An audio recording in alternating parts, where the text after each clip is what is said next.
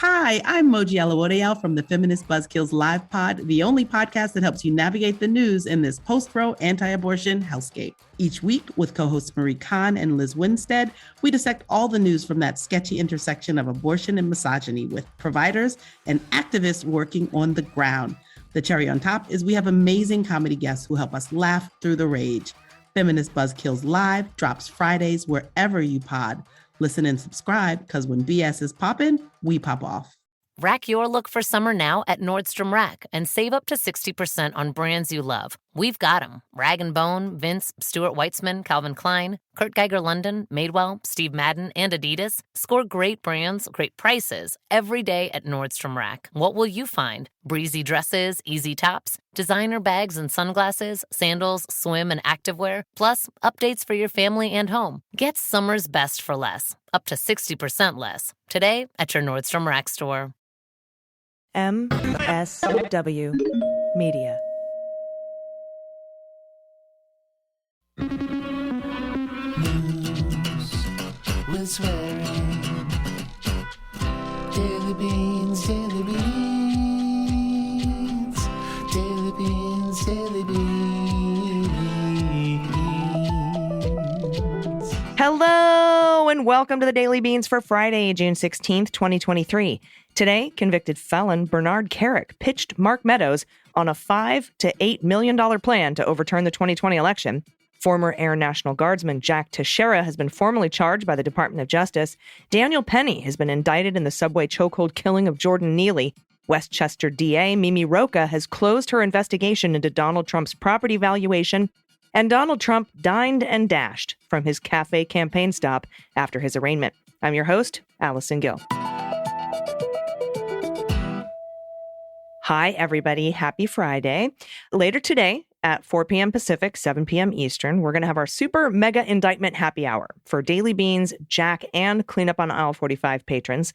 Again, that's tonight, Friday night, 4 p.m. Pacific, 7 p.m. Eastern. Pete Strzok will be dropping in. Andy McCabe will be making an appearance so we can discuss and have a cocktail or a mocktail. You can ask us questions. It's going to be super great. If you're not a patron and you want to become one, that's patreon.com/MullerSheWrote or patreon.com/aisle45pod, AISLE45POD. Dana will be back next week, so I'm going to read you the news today. We have a lot of it to get to, so let's hit the hot notes. Hot notes. All right, first up, breaking news from Hunter Walker and Josh Kovensky at Talking Points Memo. Bernard Kerik, had a plan to keep former President Trump in office after losing the 2020 election, and he knew how much it would cost, roughly. Per an email surfaced in a defamation lawsuit brought against Rudy Giuliani by Shay Moss and Ruby Freeman, Kerik wrote to then White House Chief of Staff Mark Meadows in a December 28th, 2020 email that he would need between $5 to $8 million to put a plan into action that would pressure state legislators into throwing their electors behind Trump. It was one feature of a broader effort to co-opt state legislatures into a scheme that would have seen them try to send slates of fake electors to D.C. on January 6th. A strategic communications plan, quote, attached to Kerik's email indicated he would need millions of dollars to work alongside Rudy to pressure state lawmakers into cooperating. Kerik is a longtime Giuliani confidant who served as commissioner of the New York City Police Department during Rudy's mayoralty. Thanks to a recommendation from Rudy, he went on to serve as the interim interior minister of Iraq during the country's occupation by U.S. forces. In 2010, Kerik went to prison after pleading guilty to a slew of charges, including tax fraud and making false statements to the White House in conjunction with his vetting for federal posts. Kerik was pardoned by Trump in 2020. The message, with Kerik's multi-million-dollar ask and strategic plan, emerged in a defamation lawsuit that Giuliani faces, brought by two Georgia poll workers, again, like I said, Shay Moss and Ruby Freeman. Giuliani spent months in late 2020 and early 2021 claiming that the mother-daughter pair were caught on video unloading ballots from a suitcase at an arena in Fulton County, Georgia, while saying falsely that one of the two had a criminal record. The allegations against Moss and Freeman and Trump's claims that Georgia was stolen were shown repeatedly to be baseless. This new email is further indication of how the efforts to overturn the election were intertwined with requests for cash and the eye-popping sums that were involved. Kerik pestered Meadows for money on Giuliani's behalf more than once in late 2020 as they worked to help Trump build his myth of a stolen election and attempt to reverse his loss. In a December 1, 2020 text to Meadows that Talking Points memo obtained and published last year, Kerik told Meadows that he was, quote, airborne on the way to Michigan from Arizona. Quote, we're going to need a hotel for the team and 2 vehicles to pick us up. Christina Bobb, who was our coordinator back in D.C., does not have a credit card or authorization for these logistics. I reached out to Mike Glassner, who apparently is no longer on payroll. I have some money. Coordinate with Christina to handle. Thank you, sir, unquote. Now, weeks later, on December 28th, Kerik popped up again, this time via the message that surfaced in the defamation lawsuit last year, which was sent to Meadows' White House email address. Just send it right to the White House. In that missive, Kerik told Meadows that Giuliani had sent a message the night before telling the Trump chief of staff that we need to pull the trigger today to have the impact that's needed in the states that we're targeting. He also made clear his needs were growing beyond hotels and cars and that launching the effort would cost money. Quote, we're estimating it's going to run between $5 to $8 million, he wrote, adding, with all due respect, we don't want the campaign comms people involved. We need to get this done right, and done now. Kerik added that only specific pressure in targeted areas would work. Quote, there's only one thing that's going to move the needle and force legislators to do what they're constitutionally obligated to do, and that is apply pressure. Seems like if you're going to do what you're constitutionally obligated to do, you shouldn't have to be pressured into it.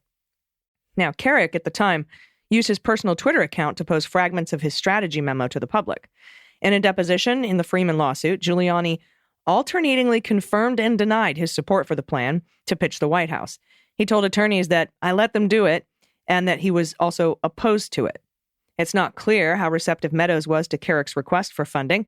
Weeks later, the Post reported that Trump had told aides not to pay Giuliani for legal fees and not to reimburse him for expenses he incurred while traveling the country to pressure state legislators into reversing Trump's loss. Giuliani reportedly wanted $20,000 per day for that work. However, even though Giuliani and Kerik might not have secured all the funds they hoped to receive for their services, there are indications Meadows was working with them after receiving Kerik's email. According to texts from Mark Meadows' phone obtained by Talking Points memo, then Senator David Perdue, a Republican from Georgia, texted Meadows the day after Kerik sent his strategy to Meadows about a call he was trying to set up between state legislature leaders and Rudy. Quote, I just want to make sure I'm doing what you and the president want. We also have a joint statement ready as well. Thanks. That's what Perdue added. It's not clear if that was part of Kerik's plan. An attorney for Meadows didn't return Talking Points memo's request for comment. Kerik initially agreed to an interview about the matter, but then declined to comment. Timothy Parlatore, who is Bernie Kerik's attorney, told TPM he doesn't really have time to waste on that case. My goodness, Parlatore.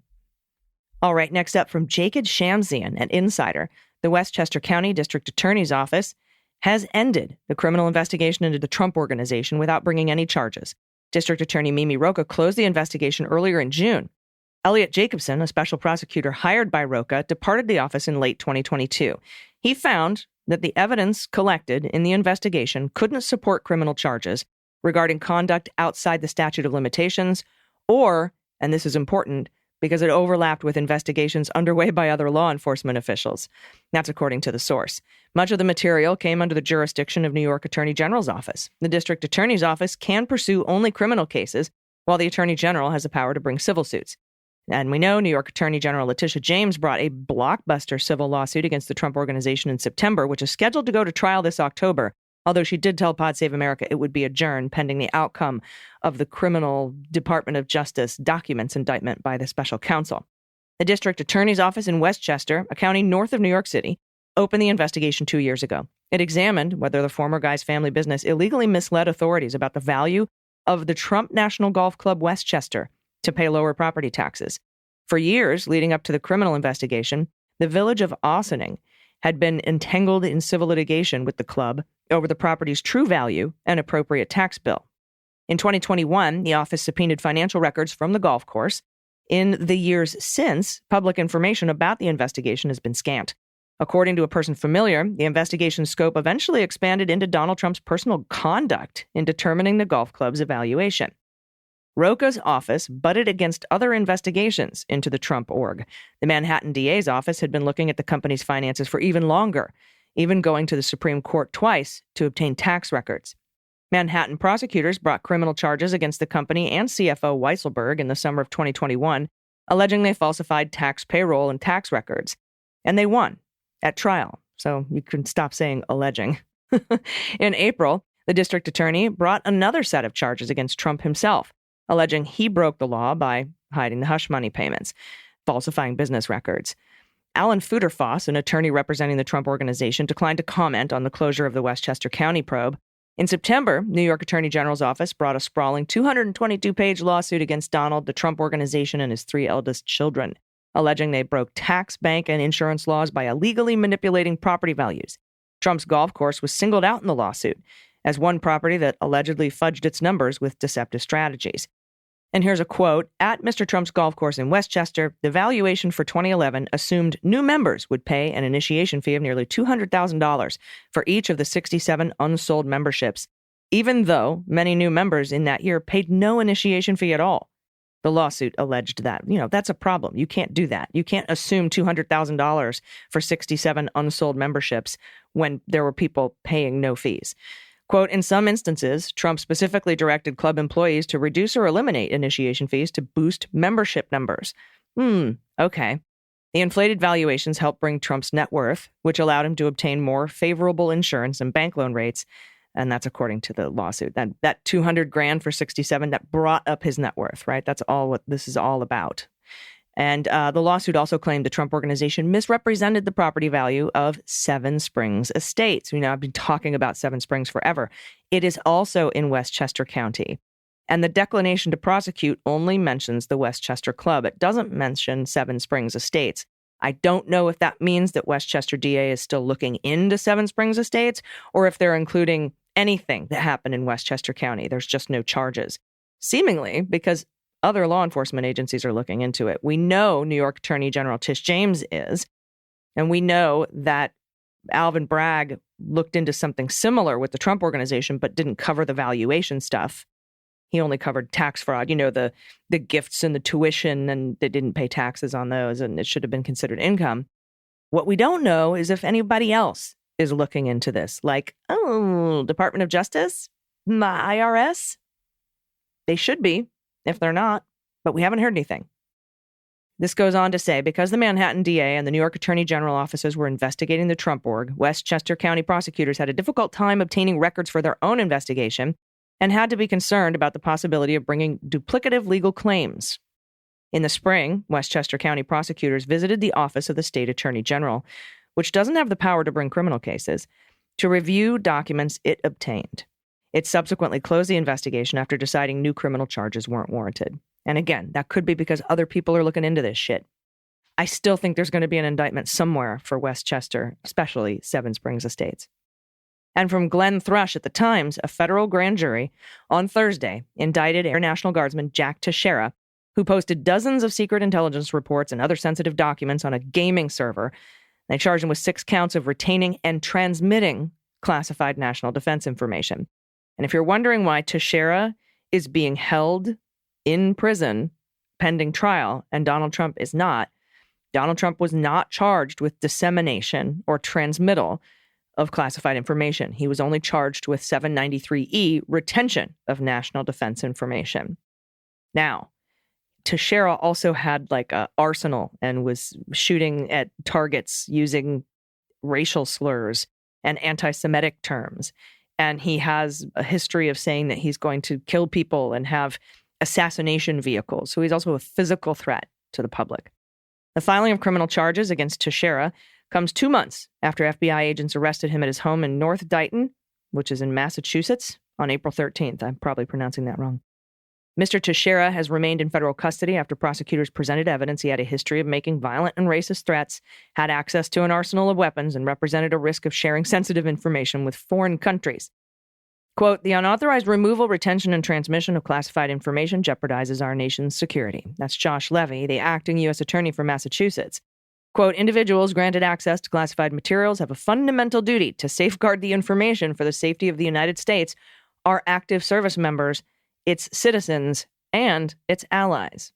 We are committed to ensuring that those entrusted with sensitive national security information adhere to the law. Teixeira's lawyer did not immediately respond to requests for comment. Before his arrest, Air Force officials caught Airman Teixeira taking notes and conducting deep dive searches for classified materials months before he was charged with leaking the vast trove of government secrets, but did not remove him from his job.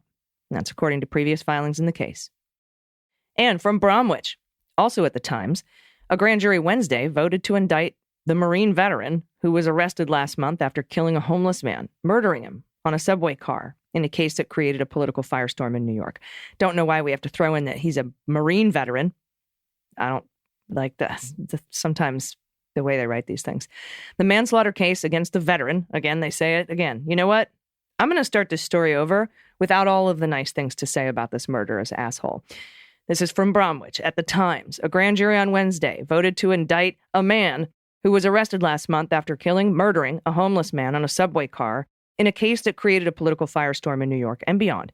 The manslaughter case against him, Daniel Penny, was brought by the Manhattan DA's office, which had charged him in the death of the man, Jordan Neely, but needed, because they keep saying homeless man and veteran. Like, fuck, dude. I'm sorry, this shit just pisses me off. But they needed the grand jury's approval to proceed with the case.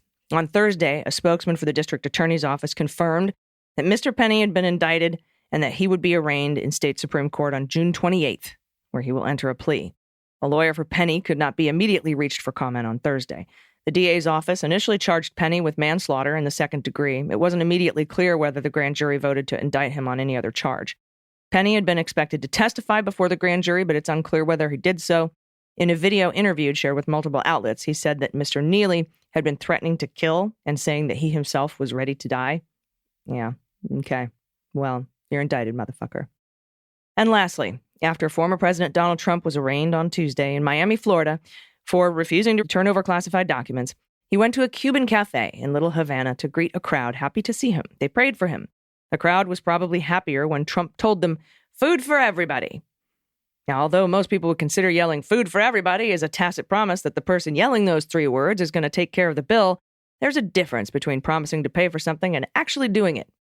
And yes, Trump is notorious for stiffing people, which is why he's reportedly had problems finding lawyers to defend him in all of his current legal woes. So forgive the Miami New Times for being skeptical that Trump lived up to the promise and indeed treated his cult followers to what he described as a spread of croquetas, pastelitos, and cubanos chased with cafecitos. Unquote. The publication reached out to what it described as a knowledgeable source who assured the publication that Trump's stop at the Cuban restaurant was only about 10 minutes tops, so there was no time for anyone to order anything, much less get the bill to Trump. Bah-ha-ha-ha. I have so many friends in this service industry that know these assholes. Round for everybody, drinks on me, food's on me, and then they fucking ghost. What a piece of shit. All right, everybody, we need some good news. After all that, we need some good news. If you have good news, you can send it to us at dailybeanspod.com and click on contact. We'll be right back with it. Stay with us. After these messages, we'll be right back. Hey, everybody, it's AG. June 24th marks the 1-year anniversary of the end of Roe. And the Feminist Buzzkills podcast is doing a special episode looking back on the year with amazing guests who are navigating the fallout. Frontline abortion provider Amy Hagstrom Miller explains the realities of scrambling to close clinics while opening new ones in safe states and shares the emotional strain that it takes on patients and staff. Allison Kaufman, executive director of Amplified Georgia Collective, joins the show to talk about the importance of coalition building to restore and expand abortion access. Plus, comedian and dope queen Phoebe Robinson rounds it out with some hilarity and radical self-care tips. Shit's not awesome, but Liz and Moji always drop facts, actions, and jokes. This special episode drops June 23rd. Listen wherever you do your podding. Hi, I'm Moji Alawodeal from the Feminist Buzzkills Live Pod, the only podcast that helps you navigate the news in this post-Roe anti-abortion hellscape. Each week, with co-hosts Marie Kahn and Liz Winstead, we dissect all the news from that sketchy intersection of abortion and misogyny with providers and activists working on the ground. The cherry on top is we have amazing comedy guests who help us laugh through the rage. Feminist Buzzkills Live drops Fridays wherever you pod. Listen and subscribe, because when BS is popping, we pop off.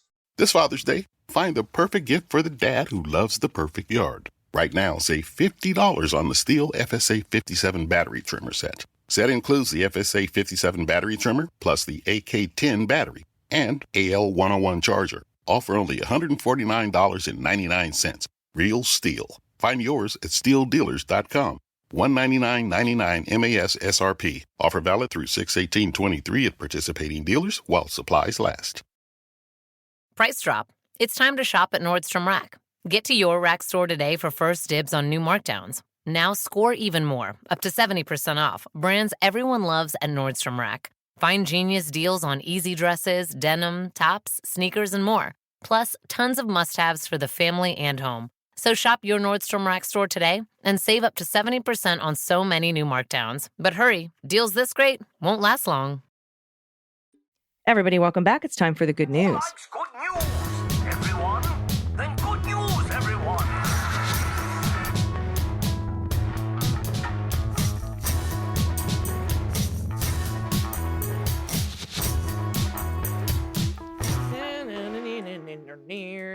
Good news. And if you have any good news, confessions, corrections, what the heck wine, shout out to a small business in your area. Shout out to an adoptable pet in your area if you can't pay pod pet tax. Shout out to a loved one. Like, tell us how awesome your spouse or your kids or your partner or your best friend is. I love those. It's really uplifting. You got a good whoopee story or a blankie story? I want to hear about it. If you got frog orgy pictures, baby pictures, whatever it is, send it into us. Your happy place, I want to see it. You can do it by going to dailybeanspod.com and clicking on contact. First up, a correction. Juneteenth is June 19th. Dana said June 13th. I'll let her know. Next up from Kristen, pronouns she and her, confession. Allison, you and Dana are a delight. I always rewind and re-listen to the funny bits that get you two laughing. I have to admit that I chuckled at Allison's struggle with the doggy named Peanut, spelled Panoot. How silly of you, Allison, I thought to myself. And then last night's podcast dropped, and I literally read Netroots Nation to myself as Natroots. And I literally thought to myself, what the fuck is Natroot? Here's another picture of my dog, Lily, 11-year-old mini Aussie, and views of the Klamath Basin looking south from Southern Oregon. Oh, that's beautiful. Hi, mini Aussie. Hi, baby. Hi, Lily. Thank you for sending that in. Yeah, Kristen, Panoot is still top of mind, but Natroots is pretty great.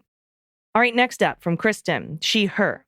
This is not the same Kristen with the confession, by the way. Hello, AG and DG. You're always the first pod I listen to every day, and I love getting the news from you, and I am so often touched to tears by the submissions of your listeners. I chuckle at the pet nicknames and wanted to share a few of ours, courtesy of my hubby and 10-year-old son. My son's rabbit is named Chungus, Big Chungus, or Sir Poops-a-Lot. Oh, love it. One of our dogs is Audie. We rescued her when our son was 3. Her name was Elsie, but he automatically combined her name with Doggy, so it's Audie. With his little 3-year-old speech, it came out Audie. He also calls her the sausage because she's short and oddly long and wide. Feel free to guess her breed, but I don't have any true answers. Her adoption papers say a mix, but I don't see it. Oh, ... Okay, we're pulling out the mix here to put it under the picture. Yes, thank you. We haven't DNA tested her yet. Finally, our son also named the sweet orange female cat Freddie. We adopted her from the shelter in 2018. She quickly proved herself to be very quirky and mischievous. My hubby started calling her Freddie Fartnickel. Google that if you like, but I warn you that my husband is 51 going on 16. Our family was devastated when we lost sweet Freddie 3 weeks ago. I'm so sorry. She was the cat that is more like a dog. Our son could do anything with her, and she always wanted more. Freddie slept with him every night. The first few nights were the hardest for him. Audie did step up and is now sleeping in Freddie's place on the bed. I'm thankful we had those 5 years with Freddie, but the hole she leaves behind is immeasurable. We all love having our pets, but losing them is so hard. They're with us for such a short time. Thank you for letting me write about them. Also, thank you, ladies, for all you do, keeping me informed and often making me laugh during this wild time we are living in. Look at this family. Okay, Chungus is huge. That looks like a... That doggy looks like Audie looks like a corgi German Shepherd mix. So cute. And Freddie. All right, let's see what they thought Audie was. It says beagle mix. Maybe a beagle corgi, but there's got to be corgi in there, right? Oh, and by the way, this kid's hair is fantastic. So well done. Look what you made. Next up, Jen, pronouns she and her. Are you a real Gen Xer? if you don't know like 9 gens. It's so true. Hello, I've slowly been increasing my AG intake at Mueller, She Wrote on Twitter, the Jack podcast, and now, as of a week and a half ago, the Daily Beans for my daily commute. I want to say I was delighted to discover that as a 48-year-old woman raised in the suburbs, I feel like I'm your target audience. I get every joke, every pop culture reference, every quote, and exactly why you were so excited to have They Might Be Giants do your music.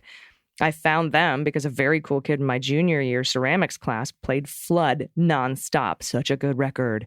I do think the opening music sounds a bit like They Might Be Giants and Elliott Smith. Rest in peace. By the way, Elliott Smith, Jen, Figure 8, one of the best records.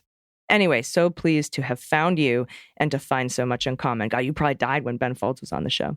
My pet tax is 2-part. My current love, Jessica Fletcher Cat, who came to me as a little old lady after my most recent love, Mrs. Landingham Hedgehog, passed away. Shown here as a wee spiky potato.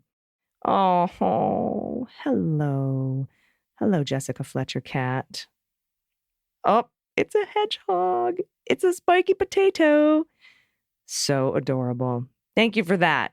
Yes, my target audience. You get every single, if you listen to the old Mueller, She Wrote podcast, that was full, chock full of pop culture references. I would pull them right out of the movies and stick them in there. So anyway, I'm glad that you're enjoying it. Thank you so much for that. Next up, Quinn, pronouns he and him. Hi, ladies of the beans. I'm writing to tell you much how I appreciate the pod. I especially look forward to the good news and ending the pod with a smile, however rough the news day is. I often listen while walking our English cream golden retriever, Tuna, who I've included as pod pet tax. He carries himself with this wonderful juxtaposition of disheveled majesticness. Oh, I love that turn of phrase. Juxtaposition of disheveled majesticness. Nice consonants. His happiness is contagious, and I'm grateful to have him as a friend.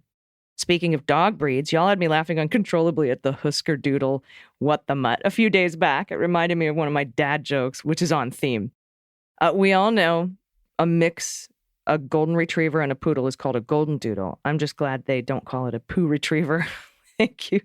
Thank you both for all that you do. What a beautiful dog. That is a majestic fucking dog. Look at that dog. Oh, I want to pet the dog and the hedgehog. Oh, so great.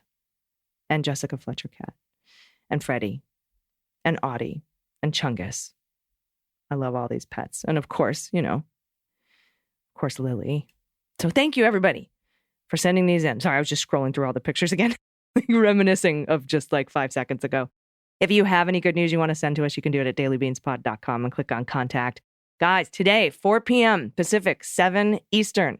It is the super, mega, huge cocktail, mocktail, ask us anything, indictment celebration. We've been waiting so long for this. And like I said, it's okay to celebrate justice. It's not a sad day for me. And of course, Pete Strzok's going to come in, Andy McCabe. So if you have any questions for them, get them ready. It's going to be about an hour to an hour and a half long. I'm really looking forward to it. If you're not a patron, you can become one. Patreon.com/MuellerSheWrote or Patreon.com/CleanUpOnL45Pod. Thank you so much. I hope you have a wonderful weekend. Don't miss Jack on Sunday. We're going to have former general counsel of the CIA, Brian Greer, and we're going to ask him a bunch of SIPA questions and like Section 7 and that whole thing about being able to immediately expedite appeals to the 11th Circuit and what that covers and what it doesn't cover, because it's limited. It's not just for anything. And all of those quote, what's the silent witness? We're gonna have a really, really important discussion so that we can all understand what to expect in the upcoming trial for this particular case. More to come, I assume. I believe. I've always believed. And thank you all for standing by me when the going got tough. It was hard to keep the faith that whole time. It really was, especially with my personal history, as you know. Waiting for justice is kind of something I've done my whole life. So thank you all for being there. We'll see you tonight at the happy hour. We'll see you Sunday on Jack. We'll see you Monday back on the Beans. Till then, please take care of yourselves, take care of each other, take care of the planet, take care of your mental health, vote blue over Q, and bring someone with you. I've been AG, and them's the Beans. The Daily Beans is written and executive produced by Allison Gill with additional research and reporting by Dana Goldberg. Sound design and editing is by Desiree McFarlane, with art and web design by Joelle Reeder with Moxie Design Studios. Music for the Daily Beans is written and performed by They Might Be Giants, and the show is a proud member of the MSW Media Network, a collection of creator-owned podcasts dedicated to news, politics, and justice. For more information, please visit mswmedia.com. MSW Media.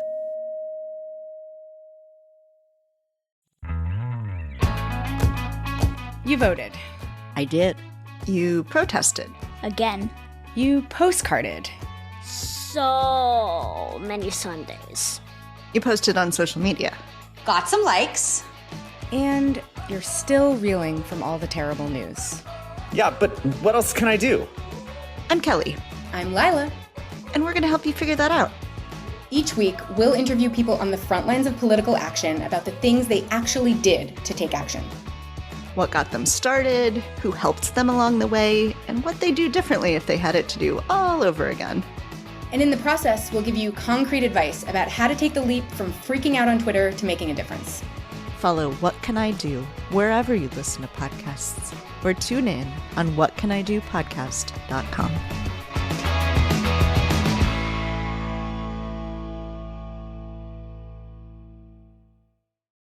Hi, I'm Harry Littman, host of Talking Feds, a roundtable that brings together prominent figures from government law and journalism for a dynamic discussion of the most important topics of the day. Each Monday, I'm joined by a slate of Feds favorites and new voices to break down the headlines and give the insider's view of what's going on in Washington and beyond. Plus sidebars explaining important legal concepts read by your favorite celebrities. Find Talking Feds wherever you get your podcasts.